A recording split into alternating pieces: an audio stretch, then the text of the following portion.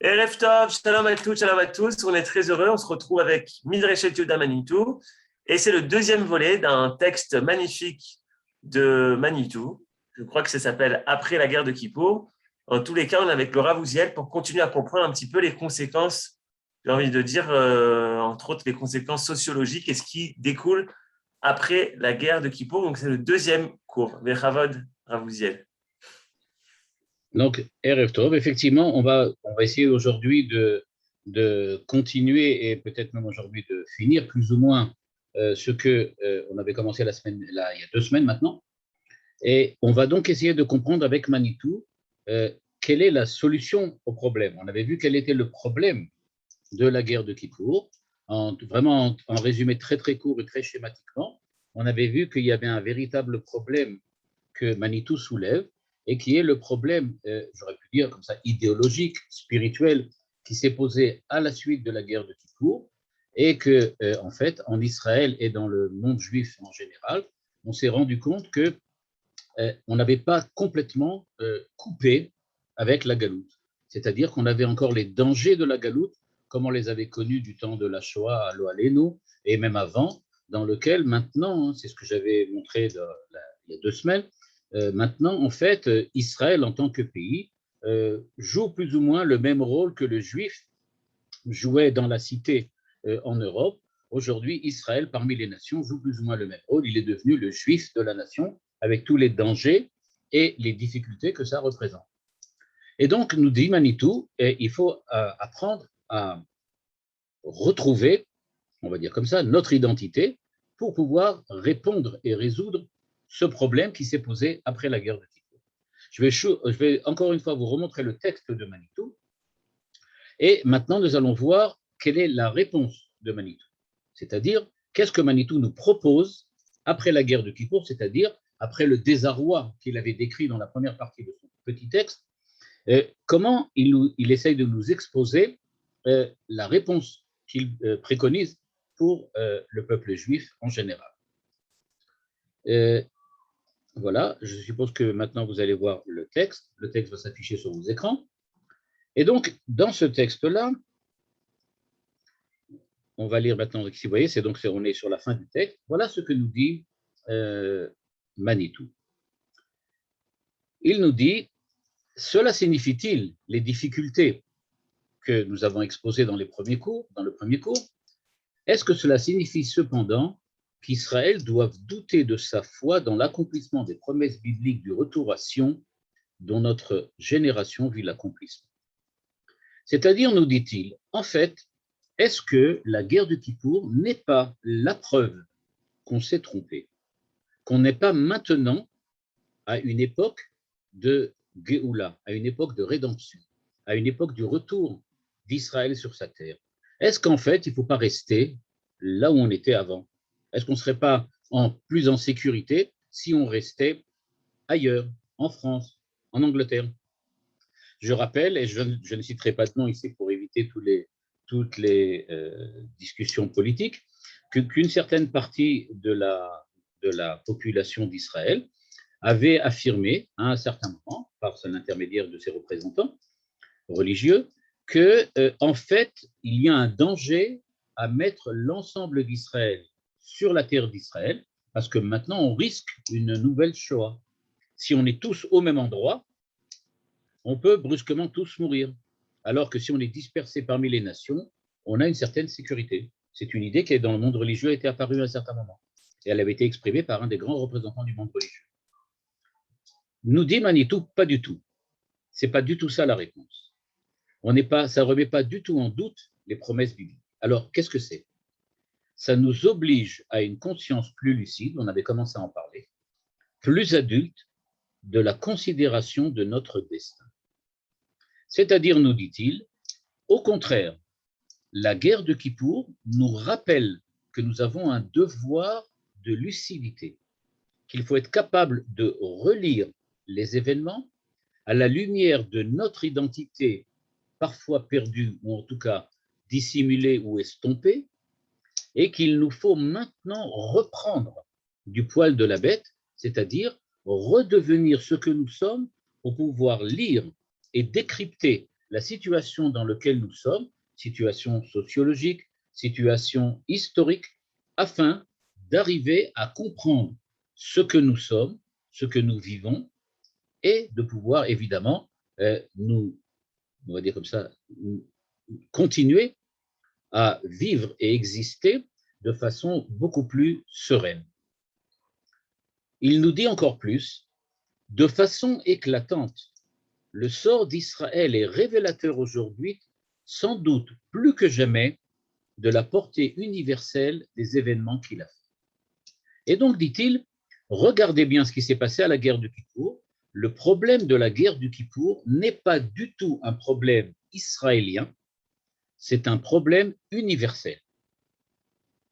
On parle ici d'une guerre qui n'est pas seulement la guerre d'Israël, mais qui est l'image d'une espèce de lutte à l'intérieur de l'humanité pour l'avenir de l'humanité. C'est en effet le monde tout entier, nous dit Manitou, qui se trouve être en mutation d'identité. Eux se cherchent, mais nous aussi. Au moment même où Israël, retrouvant sa propre spécificité et son authenticité nationale, est en but à une menace de destruction, etc. Ça vient d'où cette destruction? Rivalité millénaire que l'islam et la chrétienté lui ont opposée. La Russie, les Arabes, c'est-à-dire ici, dit Manitou, le monde chrétien d'un petit peu, le monde européen, la culture occidentale, et d'un autre côté, le monde arabe et l'islam, sont en lutte contre nous, mais ça a déjà été depuis très longtemps. Ce n'est pas la première fois. Derrière les apparences complexes, c'est de nouveau et de façon spectaculaire la coalition entre Ismaël et Ésaü contre Yaakov Israël qui se dévoile. Et donc, qu'est-ce que nous devons faire? Nous devons apprendre à relire ce que la Bible a raconté, c'est ce que j'avais dit la semaine dernière, enfin il y a 2 semaines, pardon, quand elle nous dit que la fin du récit, ça sera le salut d'Israël. Donc, nous dit Manitou, il va falloir réapprendre à lire. C'est ça véritablement ce qu'il faut. Il termine en disant, Torah, Israël et Dieu, c'est une chose une. Le temps a fait que notre peuple s'est divisé en groupes, mais il faut bien se rappeler que l'authenticité juive se mesure à l'unité profonde de nos motivations, ce qu'on appelle l'unification des valeurs. La réponse de Manitou, elle est là. À savoir, il faut réapprendre à lire, il faut replacer les choses dans leur contexte, il faut savoir qu'il y a des groupes parmi nous, nous ne sommes pas tous d'accord, mais que ce n'est pas gênant, parce que nous, les Juifs, nous sommes capables de faire ce qu'on appelle l'unification des valeurs, Ichud Hashem, et que cette réalité de l'unification, c'est justement ça qui va apporter ce qu'il avait appelé tout à l'heure la finalité, le salut de Israël. Ça, c'est le texte de Manitou. Et donc, maintenant, il va nous rester à essayer de le comprendre, c'est-à-dire maintenant de comprendre à quoi fait-il allusion et en fait, que veut-il dire dans ce petit texte qui, vous allez le voir, résume absolument toute la pensée de Manitou. Tout est là, tout est écrit, mais écrit avec 1 ou 2 phrases par-ci, 1 ou 2 phrases par-là. En quelques phrases, Manitou va nous exposer ici, ou nous a exposé ici, l'ensemble de sa pensée. Et ce que je vais faire maintenant, c'est peut-être d'ouvrir le livre, c'est-à-dire d'essayer de prendre ces quelques mots, ces quelques phrases, et montrer comment elles retentissent, quel est l'écho qu'elles ont, quand on sait par ailleurs ce que Manitou a enseigné dans différents cours, dans différentes occasions, et qui nous permet de saisir beaucoup plus clairement ce que Manitou veut dire quand il parle ici de la fin du récit d'Israël, c'est-à-dire de la réussite d'Israël. Alors c'est pour cela que je vais me permettre maintenant de reprendre tout depuis le début et replacer chacun des éléments de ce petit texte dans son contexte. On est à la guerre de Kippour. Ce qui fait écho à la guerre de Kippour, c'est la Shoah. C'est la Shoah. Il n'y a pas de doute là-dessus. On sent bien l'épreuve de la guerre du Kippour comme la terreur, l'angoisse devant l'éventualité d'une nouvelle Shoah. Ceux qui l'ont vécu à l'époque peuvent en témoigner, et le texte de Manitou est très clair là-dessus. Et donc, que veut-il dire? Eh bien, Manitou nous explique Et ce que je veux dire maintenant, c'est tout simplement Manitou, mais pas de ce texte-là d'ailleurs. Manitou nous dit qu'aujourd'hui, à notre époque, l'époque donc de la guerre de Kippour, il y a deux événements essentiels qui se sont produits. D'une part, la Shoah, d'autre part, la création de l'État d'Israël. Avant même que Manitou explique même ce que ça veut dire, dans plusieurs des cours qu'il a donnés, il insiste tout de suite pour bien déconnecter la Shoah de la création de l'État. Et je le dis parce que c'est très important, beaucoup font l'erreur, d'après Manitou, de lier les deux et de dire que l'un serait peut-être la cause de l'autre. Par exemple, une idée qui est possible, c'est de dire que c'est quelque chose, la Shoah, ça a été le prix à payer pour que le peuple d'Israël puisse reconstruire un pays et reprendre son indépendance. Manitou lui répond à un certain moment et il dit la chose suivante. Je suis prêt, et je suppose que l'ensemble du peuple juif et d'Israël est prêt à attendre encore 2 ou 3 millions d'années pour ne pas avoir de Shoah et reconstruire la Médina d'Israël sans la Shoah. Il a dit personne n'est prêt à accepter de payer ce prix-là pour avoir le droit de reconstruire le peuple, la terre d'Israël et l'État d'Israël. Donc il dit c'est une absurdité de dire que c'est le prix qu'on doit payer. Ce n'est pas un prix qu'on doit payer, personne n'est prêt à le payer. Deuxièmement, dit-il, une autre idée, c'est de dire que la Shoah, c'est la punition qu'on a reçue par Dieu sur nos fautes et que grâce à cela, on a pu, une fois qu'on a expié nos fautes, pu avoir le droit de reconstruire le pays. Il montre de manière très facile que si on regarde bien ce qui s'est passé à la Shoah, il y a autant de juifs religieux et de juifs qui étaient des tzadikim gmourim qui ont été assassinés dans des manières atroces pendant la Shoah, et pas seulement des gens qui ont fauté, et qu'il n'y a aucune raison de penser que Dieu soit un être cruel à ce point qu'il punisse de façon arbitraire des hommes justes, des hommes injustes peut-être, tout simplement pour l'idée de la création de l'État d'Israël. Donc il nous dit, il faut bien se rendre compte, il y a la création de l'État d'Israël, c'est une chose, il y a la Shoah, c'est une autre, ça n'a pas de rapport direct. Ça ne veut pas dire que ça ne s'est pas produit au même moment, mais ça n'a pas de rapport direct.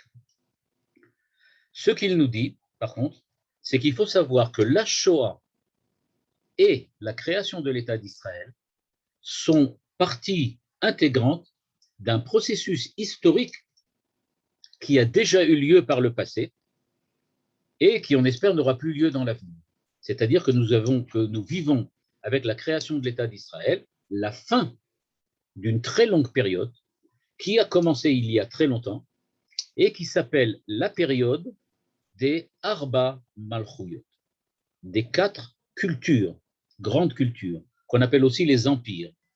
C'est-à-dire que les Chachamim nous dévoilent dans le Midrash et dans la Gemara que l'histoire humaine est scandée par l'apparition sur la scène de l'histoire de 4 grandes cultures humaines, dont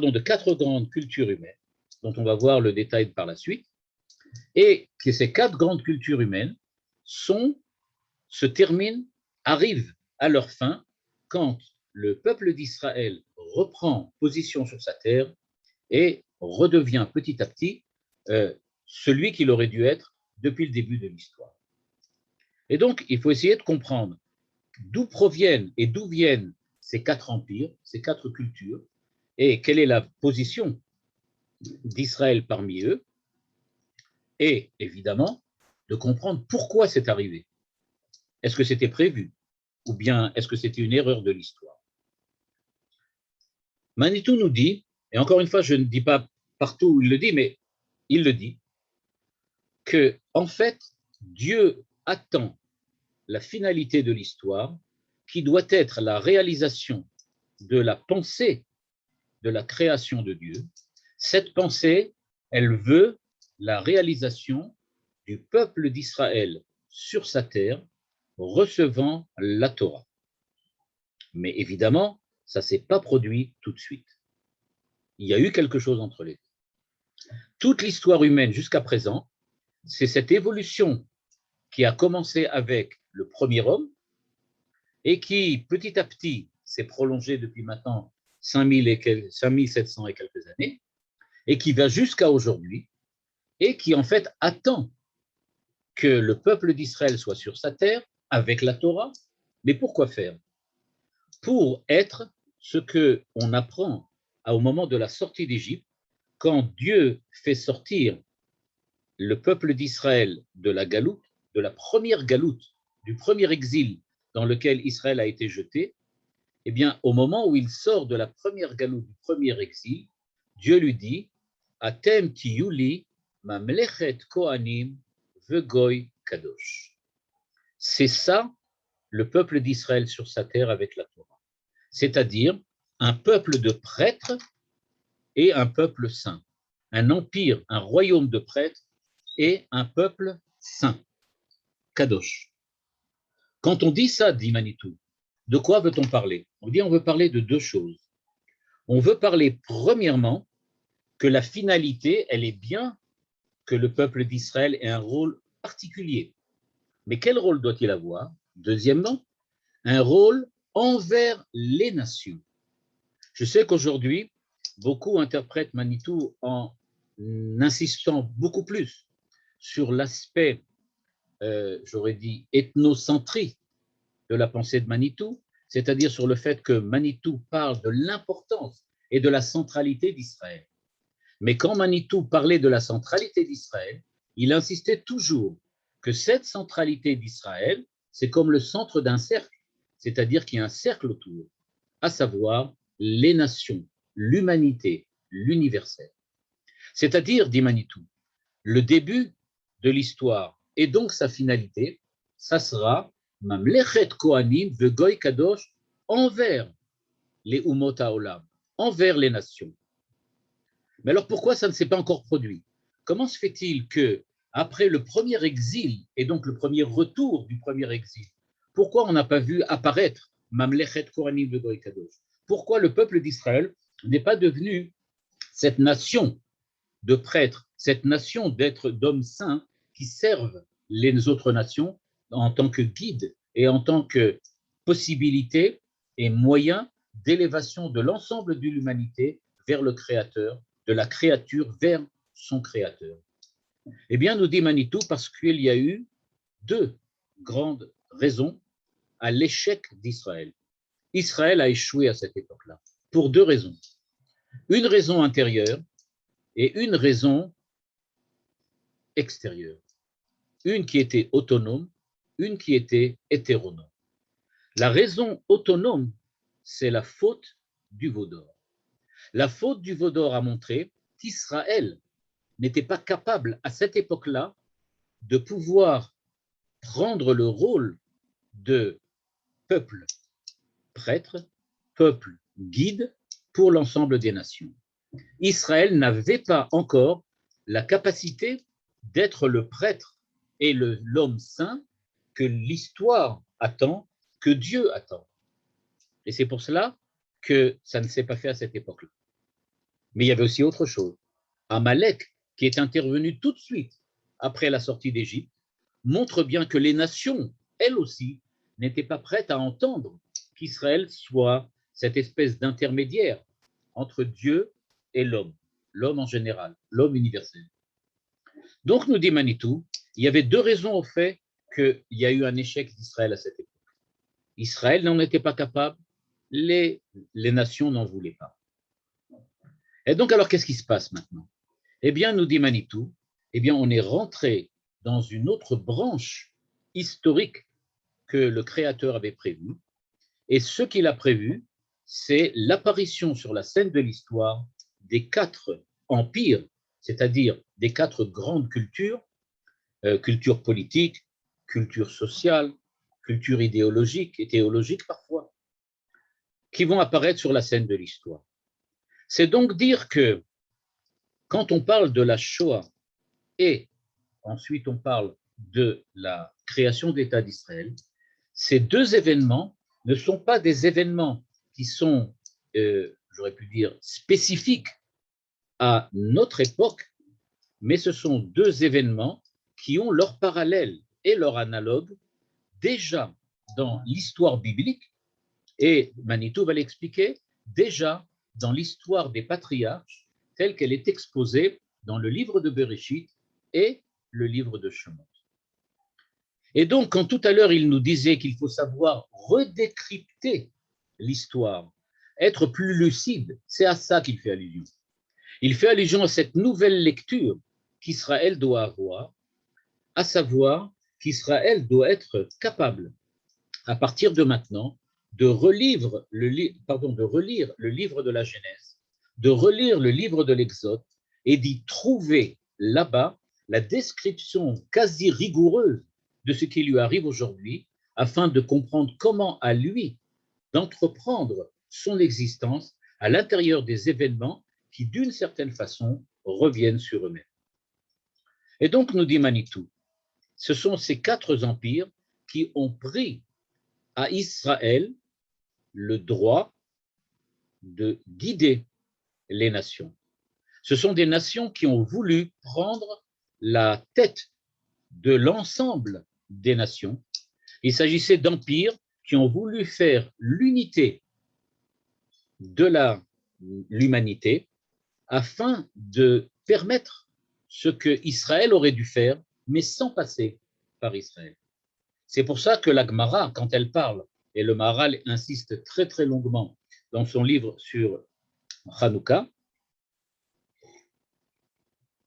Ner Mitzvah, il insiste très très fortement sur le rôle des quatre empires, parce qu'il sait que ces quatre empires, excessivement forts du point de vue politique et quelquefois excessivement violents, jouent en fait le rôle d'Israël d'une autre manière, d'une autre façon. Et donc ces quatre empires qui prennent la position d'Israël en attendant, on les appelle l'Égypte, la Perse, la Grèce et Rome.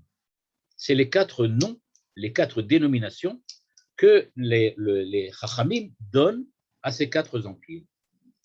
Et Manitou de nous dire, regardez bien maintenant, l'Égypte, c'est-à-dire Bavel, parce que l'Égypte, c'était la fin de la culture de Bavel. C'est pour ça que les Midrashim ne parlent pas de l'Égypte vraiment, ils parlent de Bavel, le Bavel de l'époque d'Abraham, le premier Bavel. Et donc, ce première Babylonie, qui se termine en fait par l'Égypte de l'époque, qui est la fin de la culture babylonienne, si on peut dire d'une certaine façon, eh bien, nous dit Manitou, cette Égypte-là, elle était le lieu de l'exil et le lieu de la première rédemption d'Israël. Nous sommes sortis d'Égypte, c'est-à-dire que nous sommes sortis de l'exil de Babel, parce que, comme je l'ai dit, d'après Manitou, l'Égypte est en fait la fin du point de vue du temps et du point de vue de la sociologie, la fin de l'époque babylonienne. Et donc, nous avons été dans l'exil babylonien qui s'est terminé en Égypte et nous en sommes sortis. Très important pour Manitou, Galout, Géoula, exil, rédemption. Parallèle à ce que nous connaissons aujourd'hui, exil, rédemption. Il ne faut pas être sorti ni de Saint-Cyr, ni d'ailleurs, pour se rendre compte que la Shoah n'a peut-être pas d'équivalent dans l'histoire, mais que ce qui s'est passé en Égypte à l'époque, c'était peut-être pas la Shoah, mais c'est quelque chose qui est de l'ordre de l'extermination, puisqu'on voit le pharaon d'essayer de détruire l'ensemble du peuple d'Israël, sauf les filles. Mais ce qu'on voit déjà, c'est qu'on voit apparaître cette notion d'extermination, déjà à cette époque. C'est donc dire que la Shoah, qui précède la création de l'État d'Israël, elle n'a pas son équivalent, mais elle a quelque chose dont la lecture du livre de la Genèse et de l'Exode nous rappelle, à savoir ce qui s'est passé en Égypte, l'aliénation d'Égypte et la sortie d'Égypte vers la terre d'Israël. La seconde période est appelée la période perse. Et là encore, nous dit Manitou, on retrouve encore un schéma comme cela. Je rappelle le schéma, là tout le monde le connaît. On parle de Mordechai et on parle d'Esther. Ce qu'on oublie, c'est que après Mordechai et après Esther, grâce à Ezra, les enfants d'Israël vont partir de l'empire perse et revenir vers leur terre grâce à Ezra et Néhémia afin d'y reconstruire le foyer national d'Israël. Donc on a bien une espèce de rédemption après l'exil qu'on avait en terre perse. Ne pas oublier, juste avant qu'on sorte de là-bas, eh bien, on a eu un petit problème qui s'appelait Haman. Et le Haman en question, qu'est-ce qu'il a dit? Il a dit Yeshno Amechad Befuzar Mfurad Benaamim, etc. C'est-à-dire l'extermination du peuple d'Israël. Encore une fois, nous dit Manitou, regardez le schéma. Tentative d'extermination, tentative d'aliénation absolue, tentative de faire disparaître Israël, puis sortie d'exil et reconstruction. Donc nous dit le Manitou, il faut apprendre à lire l'histoire. La guerre de Kippour, nous dit Manitou, elle ne fait que nous raviver dans notre désir de comprendre en quoi la Médina d'Israël, c'est le parallèle de la rédemption qu'on a retrouvé déjà dans le livre de Bereshit et le livre de Shemot, et qui se retrouve aussi dans la Megillat Esther en fin de compte. Il existe encore une troisième période, ce qu'on appelle la période grecque. À cette période grecque, nous dit Manitou, eh bien là aussi il y a une guerre sans fin entre les Grecs et Israël, c'est l'époque des Hashmonaïm, Hanouka, et là aussi on voit la tentative par la guerre d'exterminer, de détruire, d'asservir complètement Israël. Là aussi, grâce aux Hashmonaïm, il y a un renouveau culturel, un renouveau politique, un renouveau sociologique. Et encore une fois, on a l'impression d'un exil en Grèce et d'un retour d'Israël sur sa terre. Enfin, nous dit-il, eh bien, nous vivons aujourd'hui la quatrième période, à savoir la période romaine, la période occidentale, dans laquelle on voit le sionisme et la création d'État d'Israël qui ont suivi la Shoah être en fait un rappel des exils, tentatives d'extermination et reconstruction des trois périodes précédentes, à savoir en Égypte, en Perse et en Grèce. Donc, nous dit Manitou, Israël est lié fondamentalement avec l'ensemble des nations, avec l'universel humain. Et ce que je dis maintenant, c'est, Manitou, dans un de ses cours, le répète comme un leitmotiv. On n'est pas là pour être tout seul. Il y avait certains, et il le raconte comme ça, un peu comme une blague, mais il disait toujours, il y a certaines yeshivot qui sont vraiment persuadés à 100% que Dieu a créé leur yeshiva, et pour qu'ils puissent avoir de l'eau et de l'électricité, ils ont construit tout un monde autour, mais qui est vraiment là que pour leur yeshiva personnel. Il nous dit cette idée-là, cette pensée-là, elle est complètement fausse d'après la Torah. Dieu n'a pas créé une yeshiva avec un monde autour, il a créé un monde avec des yeshivot, avec des Bate Knesset et avec le peuple d'Israël à l'intérieur. C'est-à-dire que la finalité d'Imanitou, elle n'est pas pour Israël tout seul. Dieu n'est pas descendu pour donner la Torah à Israël en tant qu'Israël tout seul, mais il l'a donné en tant qu'Israël représentant de l'ensemble des nations.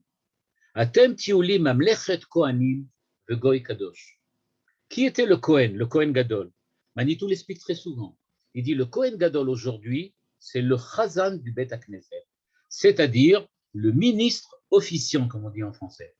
Le ministre officiant, c'est celui qui dirige l'office, qui dirige la prière, qui dirige le service divin d'Israël. C'est lui le Kohen Gadol. Atem tiuli mamlechet kohanim. On va devenir les Chazanim des nations, les Chazanim de l'humanité. C'est nous qui allons diriger les prières aider les hommes à prier, aider les hommes à s'approcher de Dieu et à vivre une existence qui soit l'existence de bonheur que Dieu veut leur octroyer si eux sont prêts à accepter de la vivre.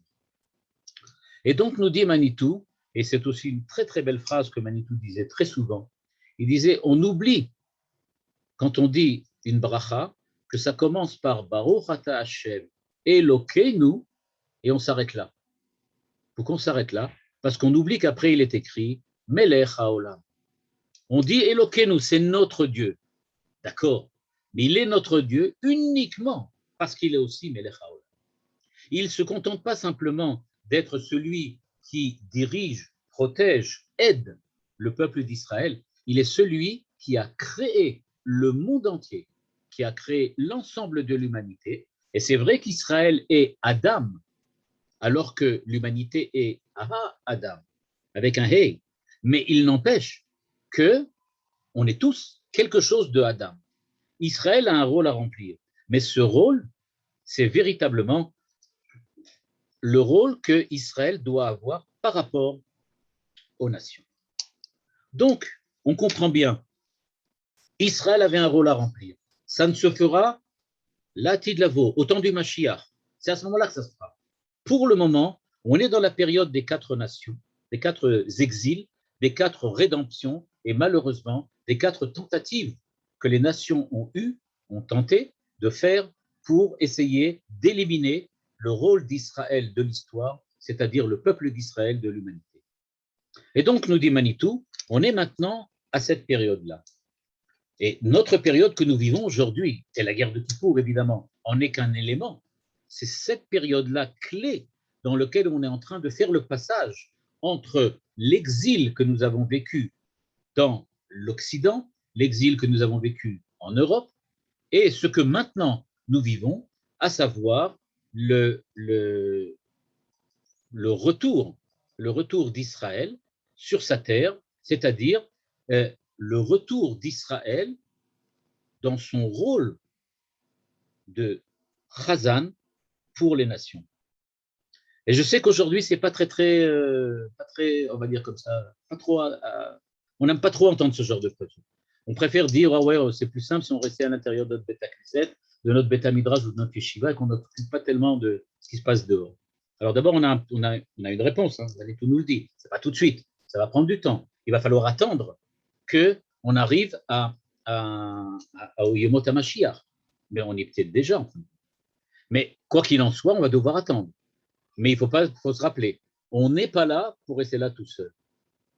Il y avait une fois, j'avais entendu une fois Yeshayahu Lebovitch, sur tout un autre, qui évidemment n'est pas du tout d'accord avec Manitou, sur à peu près rien, plus ou moins, pratiquement d'accord sur rien. Enfin, sur quelque chose, il était d'accord. Il disait en rigolant, Yeshayahu Lebovitch, avec l'humour que vous connaissez, c'est pour ceux qui l'ont connu, il disait la chose suivante. Il disait certainement pas que Dieu est descendu sur le mont Sinaï pour donner un Messilat Yesha. C'est-à-dire qu'il voulait dire, c'est pas pour un petit truc comme ça dirigé pour fais le bien, fais attention, sois rapide, fais ce qu'il faut, fais attention de bien faire. C'est pas ça.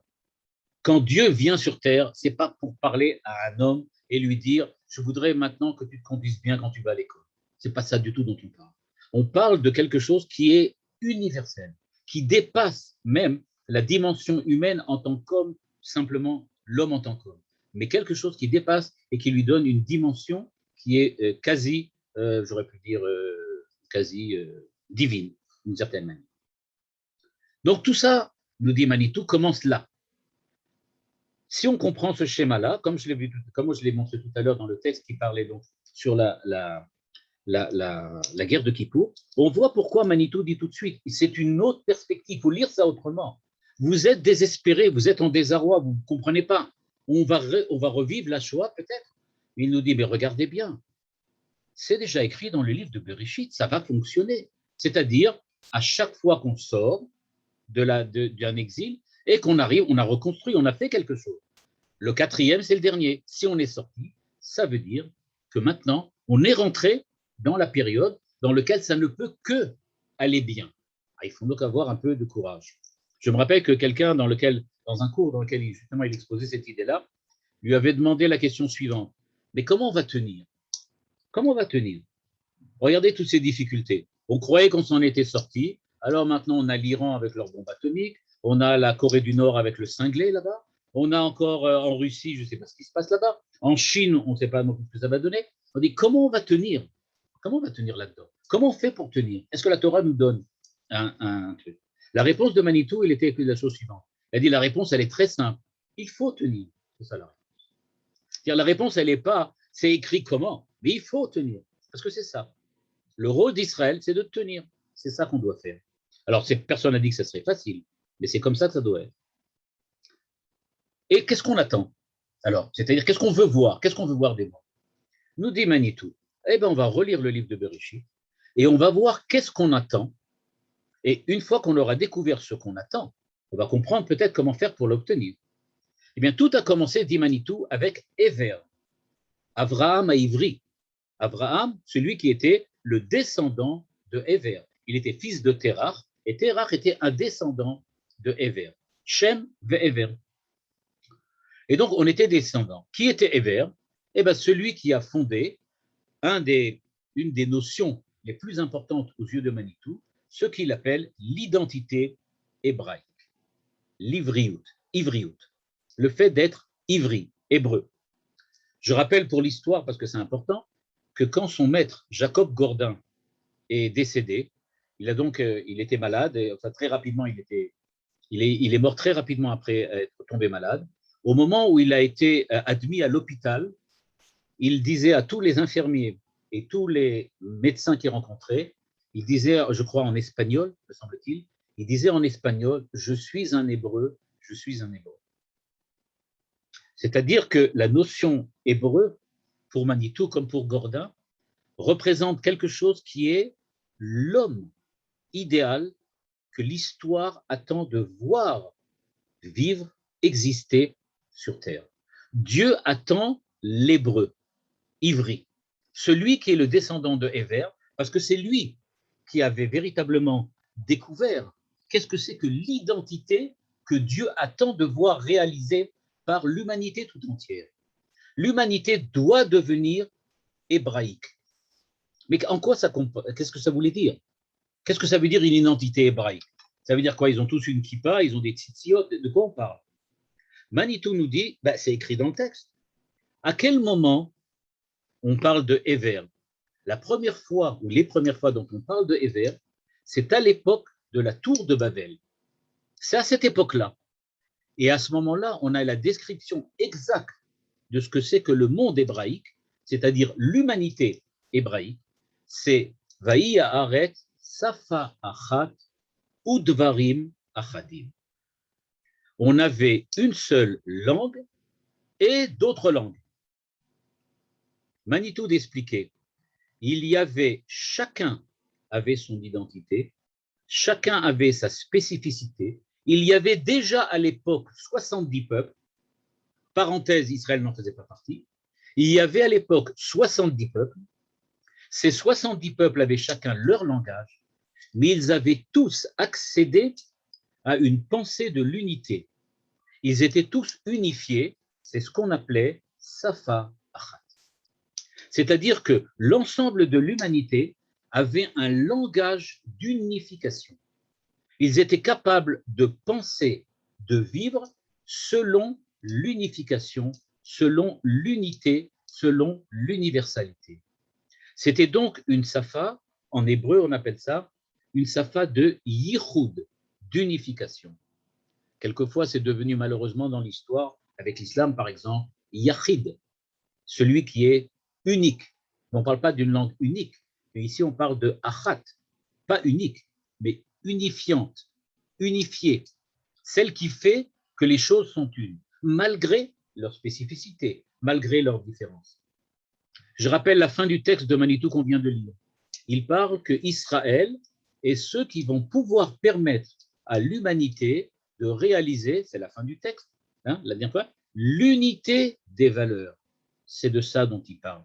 C'est-à-dire, il dit Israël, quand il arrivera à sa perfection, il va réaliser le Adam, celui qui est ivri, celui qui est la personnification de l'identité hébraïque, à savoir celui qui est capable de réaliser l'unification des spécificités spécifiques, c'est-à-dire celles qui sont différentes. Celui qui est capable de respecter la différence tout en donnant l'unité. C'est pour ça, par exemple, soit dit en passant, que tous ceux qui sont Ovdei Avodah Zara, dit Manitou, ils sont Ovdei Avodah Zara, c'est-à-dire qu'ils servaient Dieu selon une idolâtrie qui était la leur. Ils servaient Dieu par leur idolâtrie. En fait, par en dessous de cette idolâtrie, il y avait la présence, un résidu, on dirait dans le terme un petit peu de la Kabbale, un shéhérite, quelque chose qui reste. Eh bien, il reste quelque chose de cette unité au départ. Et donc, c'est vrai que chacun a une spécificité, mais tout le monde avait son langage. Il y avait donc 70 langues, il y avait donc 70 nations, mais ces 70 nations étaient unifiées. Et où était Israël alors? Mais où elle était? Eh bien, Israël n'était pas, évidemment. Pourquoi elle n'était pas? Parce que si Israël, aujourd'hui, a pour rôle de montrer aux nations comment redevenir les 70 nations unifiées, ce n'est pas parce qu'Israël veut être la 71e étoile sur le drapeau de l'humanité, mais c'est parce qu'Israël, aujourd'hui, a le rôle de l'universalité à l'intérieur de ceux qui n'ont gardé que les spécificités. C'est comme si dans l'humanité parfaite de l'époque, il y avait des spécificités unifiées. Aujourd'hui, on retrouve deux grands clans. Le clan des nations, 70 qui ont gardé toute la force de la spécificité, et Israël qui représente l'unification, l'unité qui doit être réétablie à l'intérieur des 70 nations. Donc, on n'a pas un rôle à jouer en tant que nation parmi les nations, on a un rôle à jouer en tant que l'universalité qui manque aujourd'hui aux nations qui sont spécifiques. Nous sommes l'espèce de colle, on va dire comme ça, qui va réintégrer les nations à l'intérieur d'une unité. Et donc, c'est vrai qu'on doit être Avraham à Ivry. Avraham est le premier. Avraham, c'est le premier, celui qui est le descendant de la Ivriou. Et qu'est-ce qui s'est passé au moment de au moment de la tour de Babel? Il s'est produit que les nations ont fait exploser cette unité. Pourquoi?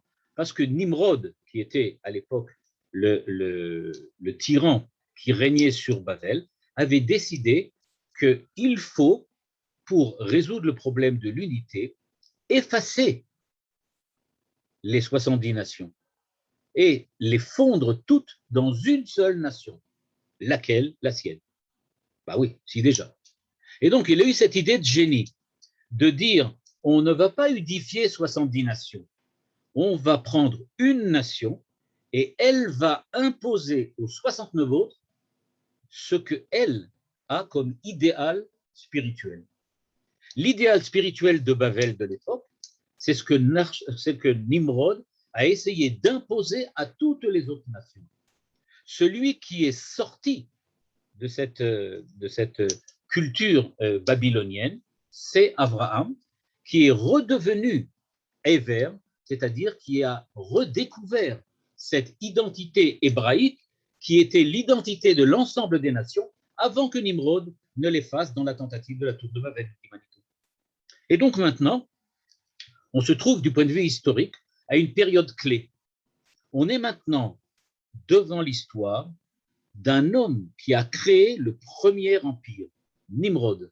Il a créé le premier empire, Babel. Après avoir créé ce premier empire de Babel, eh bien, on a effacé l'unité véridique qui existait entre les hommes pour créer une unité, on va dire pas ça empirique, non, mais impériale. Et cette unité impériale, elle en fait une fausse unité. Et c'est contre cette fausse unité que s'est révolté à l'époque Abraham. Le texte nous raconte qui était Abraham. Eh bien, on ne sait pas. On ne sait pas qui c'est, mais on sait quelque chose d'important. On sait que Abraham était l'enfant de Terah et que Terah était celui qui, à la fin de la paracha de Noach, on l'a lu il n'y a pas longtemps, a décidé de partir vers la terre de Canaan. C'est-à-dire qu'à la question très simple de savoir qu'est-ce que faisait Abraham en Bavel, la réponse, elle est très simple. Eh bien, il s'était trompé de chemin. Il n'avait rien à y faire. C'est pour ça que lui et son père ont décidé de revenir sur le pays qui était le leur, à savoir Canaan, avant même que Dieu le leur demande. On va voir tout de suite pourquoi. Avant même que Dieu le leur demande, avant même l'Ech Lecha, déjà à l'époque, Terach avait décidé de partir vers la terre de Canaan. Pourquoi? Parce qu'on sait que quand Yosef parle avec le pharaon et qu'il se présente et qu'on lui demande d'où tu viens, qui es-tu, qu'est-ce que tu es, puisqu'il a découvert les rêves, etc., et qu'il a réussi à interpréter les rêves de pharaon, il dit Ganov gunafti bi eretz haïvrim. On m'a kidnappé du pays des Ivrim. Et alors, nous qui lisons le texte, on est bien embêtés à comprendre de quoi il parle. Mais le pharaon, lui, comprend tout de suite. Parce que tout le monde sait à l'époque, dit Manitou, que quand on parle de Eretz Ivrim, c'est Eretz Canaan. Il n'y a pas de doute là-dessus. Tout le monde sait que c'est le pays des Ivrim. Les Ivrim étaient là-bas. Mais alors, que faisaient donc les Ivrim à Bavel? Eh bien, la suite de l'histoire nous le dit. Pourquoi les Ivrim, donc les Hébreux, étaient-ils à Bavel? Nous dit le texte, encore une fois, de la Torah, eh bien, Terach est parti de là-bas. Pourquoi? C'est le Midrash qui nous raconte. Nimrod jetait dans la fournaise ardente tous les Hébreux. Sous-entendu, la première Shoah, si on peut appeler ça une Shoah, parce qu'on ne pourra jamais comparer la Shoah à autre chose, avait déjà commencé. Donc l'Égypte, ce n'était pas eux qui avaient commencé, c'était Nimrod. Lui, à Bavel, avait déjà commencé. Et devant la Shoah de l'époque, eh bien, d'un point de vue politique, sociologique, à cause de l'antisémitisme, Terach s'enfuit de la Ur-Kasdim. Ur-Kasdim, je vous rappelle ce que dit le Midrash. Le Midrash dit que Ur-Kasdim, c'était la fournaise ardente, Ur, le feu, des Kasdim, des soldats de Nimrod. Donc, ils sont partis de là-bas et ils se sont enfuis. Remarquez, dit Manitou, qu'on n'attend pas d'avoir une prophétie, on n'attend pas l'Echlecha pour partir. Tu es dans un état pareil dans lequel tu vois que tu n'es pas à ta place, que les gens essaient de te détruire, que va se la pas les Hébreux de l'époque ont compris qu'ils n'ont plus rien à faire à l'intérieur de la société babylonienne et ils ont décidé de partir et d'aller vers Canaan. Mais enfin, quand même, ça n'explique pas pourquoi ils y étaient arrivés. Le Midrash nous dit pourquoi. Le Midrash nous dit, vous le connaissez tous, c'est le Midrash durant lequel on nous raconte que Abraham, un jour, il s'est muni d'un marteau et il a été brisé toutes les idoles que son père avait construites. Et que son père lui a demandé, mais pourquoi tu fais ça? Tu nous casses le fonds de commerce, là. On vend ça, on gagne plein d'argent. Pourquoi tu fais tout ça? Et Abraham de dire, mais enfin, c'est pas moi qui l'ai fait, c'est l'idole. Et c'est rare de répondre, mais une idole, ça c'est pas vivant, il ne peut pas casser les autres. Ali, tu vois bien que ça ne veut rien dire, ces idoles-là. C'est seulement Dieu qui existe, et pas les idoles. C'est-à-dire, Terach faisait partie de ce qu'on appelle aujourd'hui l'intelligentsia théologique, religieuse, philosophique de l'époque. C'est-à-dire, il est celui qui est capable de créer les symboles, les concepts de la pensée religieuse de son époque. Les idoles, c'est-à-dire les concepts religieux, les concepts théologiques. Il était donc un grand théologien de l'époque, peut-être le plus grand. Et donc, Terach, en tant qu'hébreu, créait véritablement remplissait le rôle de Mamlechet Kohanim de Goy Kadosh. Il remplissait le rôle que Dieu lui avait attribué, à savoir d'être parmi les nations et d'être le guide religieux, spirituel des nations. Il était celui qui faisait les idoles pour les Babyloniens. Ce que lui montre Abraham, c'est c'est terminé. Les Babyloniens ne veulent plus nous entendre. Ils ne sont plus capables de nous écouter. Ils nous brûlent. Qu'est-ce qu'on doit faire? On doit revenir en terre de Canaan. On n'a plus rien à faire parmi et dans la civilisation babylonienne. On doit revenir dans notre pays et attendre. C'est terminé. Cette espèce d'aventure de Mamlechet Kohanim de Goy Kadosh en terre babylonienne a complètement échoué. On doit donc revenir à ce qu'on aurait dû être au départ, c'est-à-dire revenir sur la terre d'Israël. Et donc, ils partent pour Canaan. Entre-temps, ils arrivent dans une ville qui s'appelle Haran. Quand ils arrivent à Haran, le texte le dit un peu plus loin, Haran, c'est Ir Nachor. C'est là où se trouvait Nachor, de la famille d'Abraham et de Terach. Qui a dit à Terach, Hatzor, arrête là. Ça ne sert à rien d'aller vers Canaan. Là-bas, il y a la guerre, il y a les Cananéens. Qu'est-ce que tu vas gagner à être là-bas? Tu ne seras pas plus en sécurité en terre d'Israël qu'en terre de Babylonie. Reste ici à Haran, là on est protégé. Nous, on vit tranquillement ici. On n'a pas les problèmes de Nimrod. Tu peux rester là. Et c'est vrai qu'ils avaient eu des problèmes. Le Midrash nous raconte que Haran, un des frères, un des neveux d'Abraham, a été brûlé dans la fournaise ardente de Nimrod. C'est-à-dire que dans la famille, nous dit Manitou, on retrouve tous les éléments que l'on retrouve peut-être aussi aujourd'hui, à savoir ceux qui disent qu'il faut revenir sur la terre, ceux qui disent non, il faut rester dans l'exil, avec tout le monde. C'est là-bas notre rôle. Ceux qui malheureusement ont été les victimes de l'extermination. Et il y a évidemment Abraham qui veut revenir. Ce qu'on voit donc, nous dit Manitou, c'est que ce qui se passe, quand la Haggadah nous dit Bitrila ayu avotecha ovdei avotenu avodei avodazara, etc. C'est de ça dont on parle. Ils étaient ovdei avodazara, nos ancêtres, parce qu'ils faisaient passer l'hébraïsme, la ivriout, par le biais de la avodazara qu'ils créaient dans l'époque, c'est-à-dire dans l'époque et le lieu dans lequel ils vivaient, c'est-à-dire dans la nation, en fait, qu'ils noyautaient de l'intérieur d'un point de vue spirituel. Et donc, ce qui se passe, c'est que, nous dit Manitou, il faut savoir redécrypter ce qui est écrit dans le livre de Bereshit, le relire et comprendre qu'aujourd'hui, grâce à ce qui est écrit dans le livre de Bereshit, on peut comprendre qu'il y a un rôle particulier d'Israël parmi les nations. C'est vrai que le rôle entier ne sera qu'à la fin des temps, mais il y a déjà maintenant quelque chose à faire, et que ce rôle que nous avons à faire, nous devons commencer par le faire à l'intérieur de la terre d'Israël, avec le retour sur la terre d'Israël, en remettant, on veut dire, le peuple d'Israël dans la situation par laquelle il va pouvoir redonner un espoir d'unité, ce qu'il dit à la fin de son texte, dans l'esprit des nations. Je vais donc vous remontrer maintenant le texte. Je ne serai pas encore plus loin, mais peut-être que ça vaudrait le coup une fois de le revoir, mais au biais d'un autre texte de Manitou, je le montrerai. Maintenant, je vais vous remontrer le texte de Manitou sur la guerre de Kippour, et on va relire la fin ensemble. Et il me semble que maintenant, on va pouvoir peut-être revoir et redécouvrir la façon dont Manitou, en quelques lignes, va nous parler de tout ce qu'il dit. Regardez maintenant. Le sort d'Israël est révélateur aujourd'hui, sans doute plus que jamais, de la portée universelle des événements qu'il affecte. C'est-à-dire, nous dit-il, quand il parle ça, il parle évidemment du fait qu'Israël n'a pas de rôle particulier, individuel à jouer. Il joue un rôle universel. Toujours, le fait que les nations soient contre ou pour Israël, c'est dans le cadre du rôle d'Israël avec et pour les nations. C'est ça le véritable problème. Et c'est pour ça que ce qui nous arrive à nous, dans nos rapports et nos relations avec les nations, c'est toujours quelque chose qui est de la dimension de l'universalité.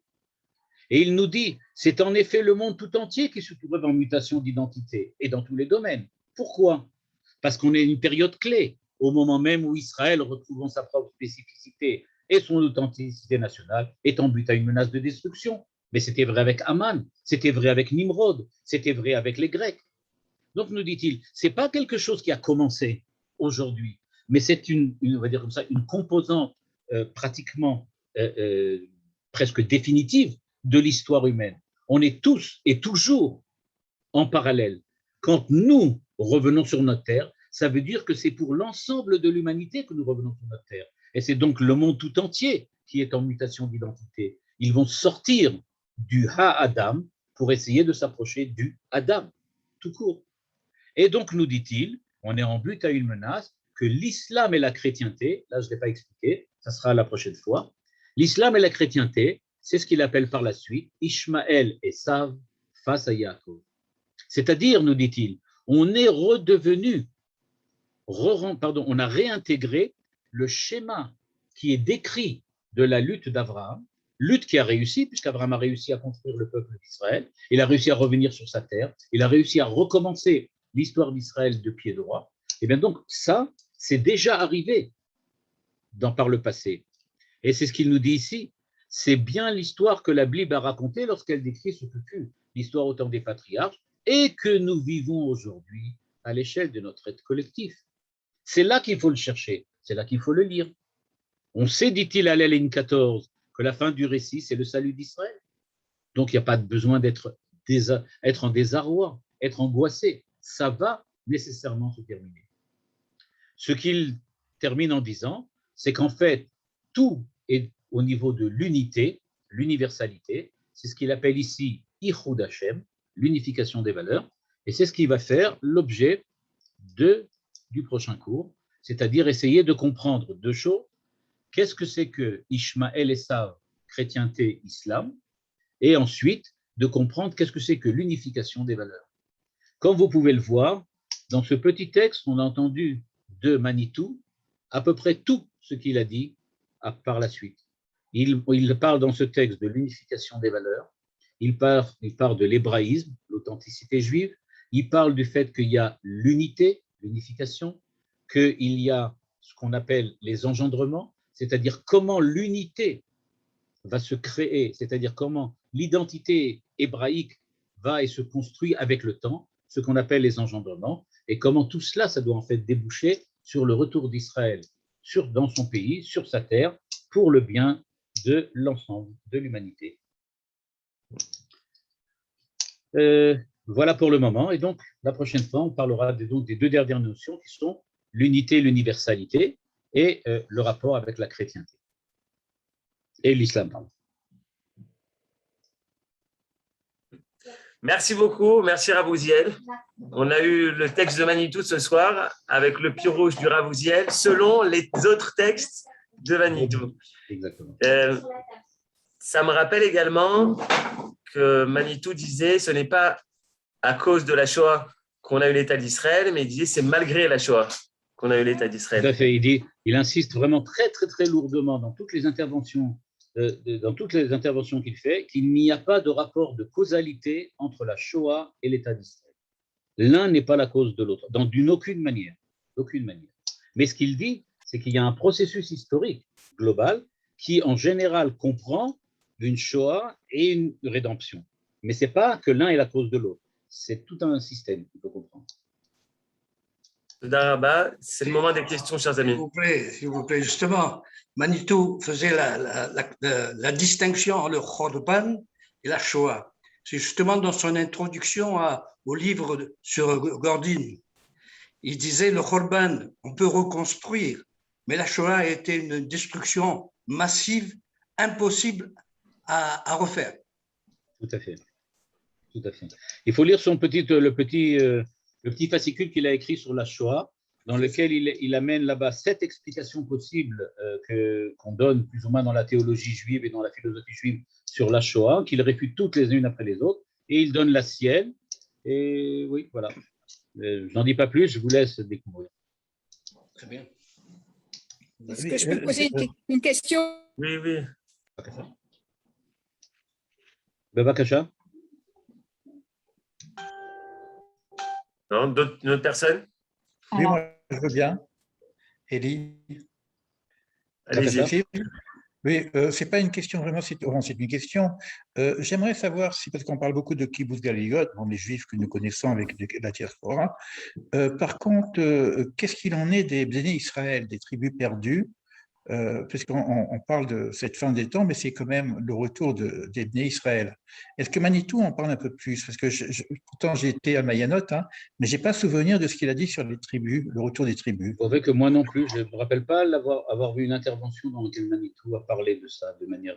Peut-être que le Rav Cherki, qui a une bien meilleure mémoire que moi, peut s'en rappeler, puisqu'il y était, mais je ne sais pas. Personnellement, je ne sais pas. Je ne me rappelle pas avoir vu. Pas voix entendue. Merci. Vous parlez déjà du Rav Cherki. Est-ce que son mouvement des Bnei Noach ne peut pas être le début de cet universalisme dont vous parlez? Tout à fait. C'est évidemment l'idée qui se trouve derrière l'institution du Rav Cherki. C'est-à-dire que le but d'Israël, c'est l'universel. C'est certainement pas de rester dans les 4 amot. Comme il disait toujours, Dieu n'a pas créé une yeshiva avec un monde autour. Il a créé un monde avec des yeshivot. C'est autre chose. Il disait d'ailleurs le terme très très fort. Il disait c'est une autre religion complètement différente. Bonsoir, Rav. Oui. Merci pour votre cours. Pourquoi Manitou prend pour départ de la Géoula la guerre de Kippour et pas la création de l'État d'Israël? Il ne prend pas ça comme le départ de la Géoula. Mais comme je vous l'ai montré, c'est que comment au détour d'un petit texte qui fait à peine 2 pages, Manitou arrive à rentrer l'ensemble de sa pensée et tous les éléments et les concepts importants de sa pensée, les uns après les autres, de façon claire et nette, à l'intérieur du texte. Je l'ai choisi pour ça, parce qu'on m'a demandé de parler ici, dans ce cadre-là de Midrashet Yehuda, de parler de la pensée de Manitou et de parler des grands éléments de la pensée. Et donc, j'ai pensé à ce petit texte en me disant que grâce à lui, on va pouvoir rentrer un peu dans toute la pensée de Manitou. Et maintenant, il va falloir, je vais le montrer après, de ramener d'autres textes qu'il a encore publiés de son vivant, dans lesquels il explicite tel point ou tel point plus qu'un autre. Mais on a déjà, en tout cas, l'image globale sur ce petit texte. La guerre de Kippour, c'est parce que les gens ont commencé à penser, c'est ce qu'il écrit, que peut-être qu'on s'est complètement planté et qu'en fait, l'aventure, comme disait Ner, de la création de l'État d'Israël est un échec. Donc c'est pour ça qu'il a réagi. Merci. Merci, Sarah. Oui, Sarah. Alors moi, j'ai 2 questions. Peut-être que vous en répondrez au fur et à mesure dans les prochains cours. Mais est-ce que du coup, avec ces… Donc, j'ai bien compris qu'il n'y a pas une question de cause à effet avec extermination retour, Shoah retour, mais qu'il y a une nécessité, puisque c'est un schéma qui se répète. Ce n'est pas nécessaire, mais c'est un schéma qui se répète. C'est-à-dire qu'à chaque fois, il y a la liberté, on va dire comme ça, il y a le libre arbitre de l'homme qui fait qu'il aurait pu ne pas avoir de Shoah si l'homme avait réagi différemment à quelque chose qui, oui, ne pouvait pas changer, c'était le fait qu'il fallait revenir. Dans l'explication, c'est pour ça que je voulais que vous le lisiez directement, dans l'explication qu'il donne de la Shoah, il insiste sur cet élément qu'il n'y a pas de liaison entre les deux. La Shoah, ce qui s'est produit, la Shoah s'est produite parce que Israël a été à l'époque, d'une certaine façon, n'a pas réussi à voir qu'il arrivait à une époque de Géoula. Mais je ne veux pas rentrer trop là-dedans parce que d'abord, j'ai des questions sur la pensée de Manitou à ce niveau-là, et je me permets de dire que je ne suis pas d'accord avec ce qu'il écrit là-bas, mais qu'en dehors de cela, je pense aussi que certaines questions que Manitou pose, on pourrait les poser à Manitou lui-même sur la manière dont il explique. Enfin, je vous laisse découvrir ça par vous. Ok, et la deuxième question, c'est est-ce qu'il y a, je pense par exemple à l'expulsion des Juifs d'Espagne, qui était quand même une sorte de Shoah quand même, même s'il n'y a pas eu forcément d'extermination, mais quand même avec l'Inquisition, etc. Et c'est quoi alors le retour qu'il y a eu pour ça? Alors là, je vais peut-être donner une réponse que je ne sais pas si c'est celle qu'il a donnée, je ne me rappelle pas ce qu'il a parlé de l'expulsion des Juifs d'Espagne, mais je pourrais donner la réponse que moi j'aurais donnée si vous l'avez posé la question. Ma réponse aurait été, c'est quand même bizarre qu'au même moment commence la Kabbalah du Harizal et du Rabbi Moshe Cordovero à Tzfat. Ah oui, c'est quand même impressionnant de voir qu'au même moment, brusquement, ça démarre quelque chose d'autre complètement différent. C'est-à-dire qu'il y a un véritable réveil spirituel, un retour en Israël, alors que jusqu'à présent, l'histoire juive se passe en Espagne, au Portugal, en Italie. Brusquement, elle démarre tout à fait de manière impromptue en Israël, à Tzfat, avec Rabbi Moshe Cordovero, avec le Harizal, etc. C'est-à-dire qu'on voit qu'il y a quelque chose qui s'est produit encore une fois. Non, même au niveau… Mais ce n'était pas une Shoah, Baruch Hashem. Moi, je rappelle que, je ne sais pas si vous êtes au courant d'un point de vue historique, mais il y a un autre événement qui est une véritable catastrophe au niveau national et qu'on connaît moins, c'est la période de Shabtai Tzvi. Une véritable catastrophe, avec des milliers de gens qui se convertissent à l'islam et qui se convertissent au christianisme. Un truc qu'on ne peut même pas imaginer. Des communautés entières qui partent en Israël et qui meurent en chemin. Des communautés entières qui disparaissent, qui perdent toute leur fortune et tout leur patrimoine et qui partent parce qu'ils pensent que le Messie est arrivé et ils vont à la perdition. Ils sont massacrés en route et ils n'arrivent jamais nulle part. Quelque chose d'exceptionnel aussi. Daraba, est-ce qu'il y a encore une question? Moi, j'aurais une question. Je m'excuse, je suis arrivée en retard. Peut-être je n'ai pas compris, mais comment ça se fait que Terach et Abraham, ils étaient à Babel? Pourquoi ils ne sont pas restés en Canaan? Parce que, nous explique Manitou, ils avaient l'intention de jouer le rôle de Mamlechet Kohanim, de Goy Kadosh, à l'intérieur de Babel. Ce que je n'ai pas expliqué, que j'expliquerai la prochaine fois, c'est qu'il va expliquer qu'il y a une lutte entre Yaakov, Esav, Ishmaël, etc., et que Lavan, à Arami, c'est le représentant, celui qui essaye de détruire Israël, d'une certaine façon, et qui est le représentant de ceux qui ont décidé de rester à Babel, ce qui était l'intention de Terach et Abraham au départ. C'est-à-dire qu'ils restent sur l'ancienne politique de Terach et d'Abraham, alors que Terach et Abraham ont décidé de revenir. Lui, Lavan, avec Bethuel et Nahor, décide de rester là-bas et de continuer la même chita qu'ils avaient avant. C'est ce que Manitou appelle quelque chose, peut-être la position théologique la plus proche de l'hébraïque. Ça s'appelle l'aramisme. On en parlera la semaine prochaine quand on parlera des luttes dans la famille. Et le texte, c'était d'où? Comme je suis arrivée en retard, je m'excuse. Le texte qu'on a vu aujourd'hui, c'est un texte tiré de La Parole et l'Écrit, qui a été édité par, comment ça s'appelle, Grossman, quelque chose comme ça, et qui a fait simplement, il a édité tous les écrits de Manitou de son vivant, tout ce qu'il a fait paraître dans différentes revues. Et le texte s'appelle Après la guerre de Kippour. Merci beaucoup. Merci beaucoup, Toda Rabba Rabouziel. Je peux poser une question? Oui. Oui. Johan, je peux poser une question? Oui, Daniel. Oui, non, je voulais, Laura Rabouziel, votre explication pour la tour de Babel et avec Nimrod. J'ai pas très bien compris. Moi, je croyais que la tour de Babel, c'était parce qu'il voulait l'unité, justement. Il voulait que tout le monde soit une même langue, donc il voulait que finalement le rôle d'Israël… Manitou voulait dire non. Manitou dit que la même langue dont on parle ici, c'est un proto-langage. C'est un langage 1 qui était avant. Donc ça, c'est une chose. Donc ce n'est pas lui qui voulait une langue, mais ce que voulait Nimrod, c'était transformer l'unification en unité. Et ça aussi, on en parlera, c'est la différence entre l'islam et le christianisme. Ça, on en parlera la semaine prochaine. Il y a unifié et unité. C'est-à-dire, je vais donner ça comme truc, il y a Dieu et mon Dieu, ça c'est le Dieu 1. Dieu est unification, c'est que toi aussi tu peux avoir mon Dieu comme Dieu. Donc c'est pas pareil. Merci beaucoup, Toda Rabba Rabouziel. On se retrouvera donc la semaine prochaine. Bezrat Hashem.